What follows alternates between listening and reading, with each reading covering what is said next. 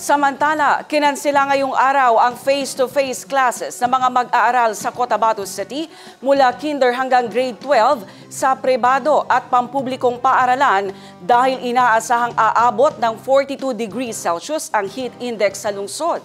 Sa kolehiyo, ipinaubaya ng lokal na pamahalaan ang pagdeklara kung may pasok o wala sa mga pamunuan ng mga eskwelahan.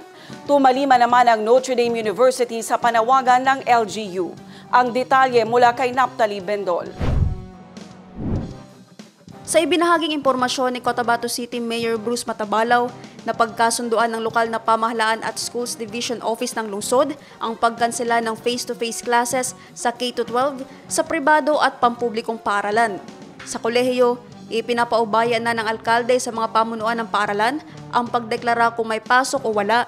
Pero hinihikayat ni Mayor Matabalaw ang pagkansela ng face-to-face classes hanggat maaari. Para aniya ito sa kapakanan ng mga guro at mag-aaral, lalo na ang mga nag-aayuno sa panahon ng Ramadan.